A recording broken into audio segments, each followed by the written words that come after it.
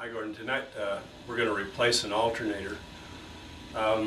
Usually an alternator, the reason or the way you can tell it's bad is there's a battery light inside the car, and the little red battery light comes on. It means the battery's not charging. Usually means the alternator's out. Sometimes when the bearing goes out of an alternator, you get a little warning and you can hear it making a racket before the alternator actually stops charging. But for whatever reason, we'll assume that you know that you have to replace the alternator, and what we're after is to just look at how to remove it and put it back. It's on a 300D turbo. It's on the passenger side toward the front, of course, and it's driven by usually two belts, so it's got a double pulley on there. The alternator we're talking about on a 300D turbo is a 55 amp alternator, which really isn't that large by today's standards. Most modern alternators are 80 to 120 amps, so this is only a 55 amp alternator. There's no electrical system on a diesel automobile anyway, electrical system for the engine, so it only has to run fans and radios and things like that.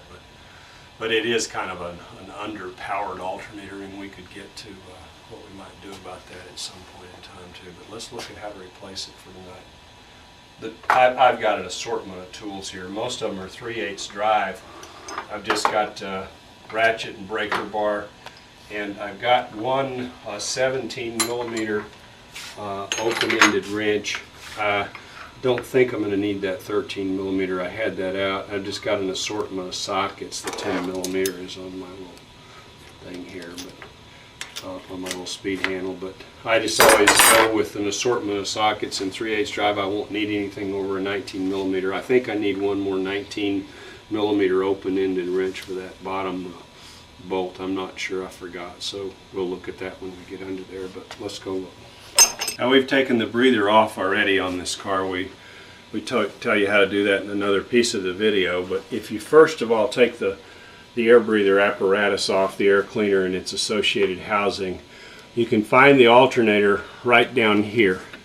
So it's located in, and actually it's kind of a nasty spot. Some modern cars have it on top. This one kind of has it underneath. We have a nut to take off right here, and actually this one is missing. It's the adjusting nut. Normally there's a nut right in that position, and it tightens and loosens the belts. It pulls this long rod right here to and fro, if you will, and that's what tightens the belts. We're going to first take this out of there, and there's a bolt right in the back, right there. We're going to take that bolt out. Could you point that out again? Right there. That bolt, and I'll put my finger on it, that bolt we're going to take off. It's a 17 millimeter, and that whole bolt assembly is going to come toward the front of the engine. We're actually probably going to have to pry that a little bit back so that we can get that stud, if you will, out of that little slot right there. So we're going to take that out. The belts will be loose, and then we're also going to have to take this plug right on the back of the alternator, the electrical plug. It's right there. We're going to have to take that plug off. It comes off very simply. It just unplugs.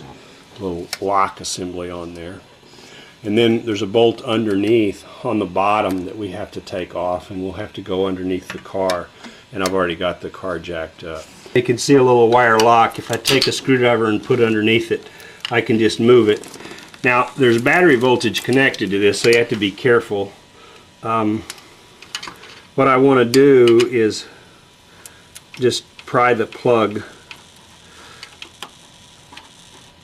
off of the back of the alternator, and I'm kind of careful not to break it. I just want to unplug it like that, and you can see it's got, I believe, 3 connections, 2 large ones and 1 small one. Both the large ones are really just charging wires. It has 2 charging wires. So now the alternator is electrically disconnected. Now I just want to take the bolts out. The top one is a 17 millimeter, and it's right there. So I want to loosen that bolt. That's the thing that's holding the alternator tight, holding the belts tight. And you see this bolt that's missing. Now that, as soon as I get that loose,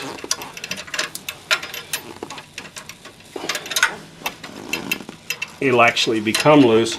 What I want to do is take that all the way out of there, take that nut all the way off the back of that stud. It's got a nut and a washer on it. Well, now that I've got this bolt off the back, you can see the stud is loose. Now let's go loosen the bottom bolt that holds the alternator. It's the bolt that pivots the alternator, upon which the alternator pivots. Let's go take that out of there. Okay, so now we're going to take the bottom bolt off. If we look, the bottom bolt is right there, right near this air conditioning line, and it comes from the back and points toward the front, and it's screwed into this assembly right here, and it doesn't have a nut on it, it's just a bolt. So all we want to do is take that bolt completely out of there. You can see that it goes right through the alternator, the case of the alternator. That's what the alternator pivots on. So we want to just take the bolt out of there. So it's a 17 millimeter, and I have a 17 millimeter box end, and it just unscrews counterclockwise. Now you're going to have some patience with this bolt. I've got it loose and it'll take me a while to get it out, so we'll just have to play with this wrench for a while.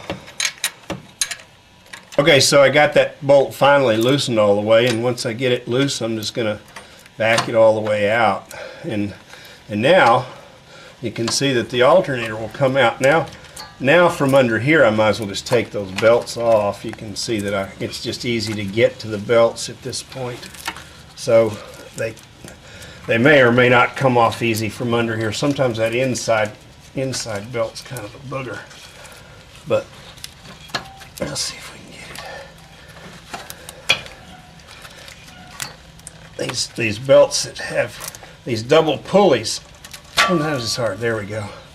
Okay, so now the belt's off of there, and the bolt should be backed out all the way away from the thing, and we're about ready to get the alternator. So it's all loose. Now the only thing we have is that top bolt that I was talking about.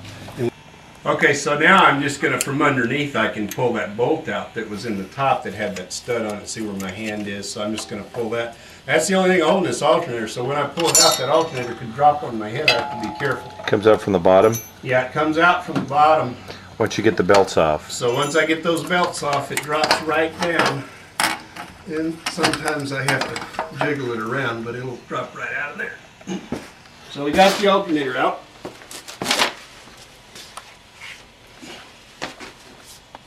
Now we got it out. Putting it in is almost as easy. Just go down to your local power supply house and exchange that for, usually I just get a rebuilt one.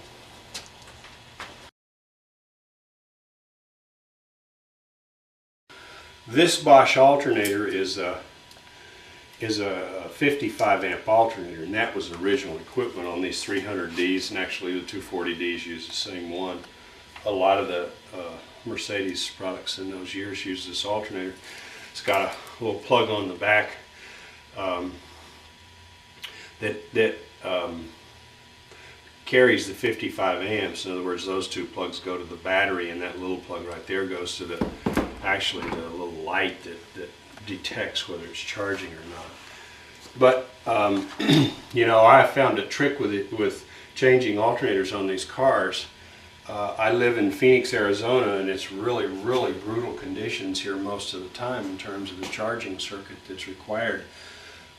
In stop and go traffic in Phoenix in the summertime, the front fan is always running and the inside fan is always running, and a lot of times I'm just idling in traffic. It takes me 30-45 minutes to get to work, so that's a brutal set of conditions for the alternator, and this 55 amp won't keep up with it. And I discovered after just a lot of trial and error that there is a big case, a big Bosch case. It's a later case.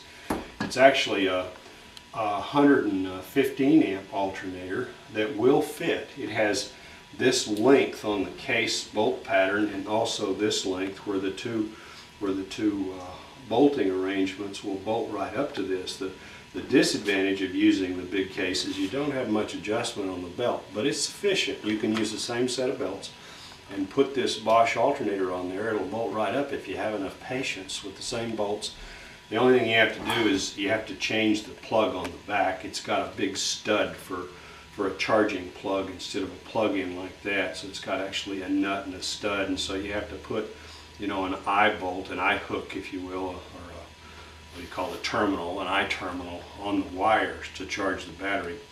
But it works great. And I'll tell you, the Bosch number is an AL129X. So the alternator is a Bosch AL129X.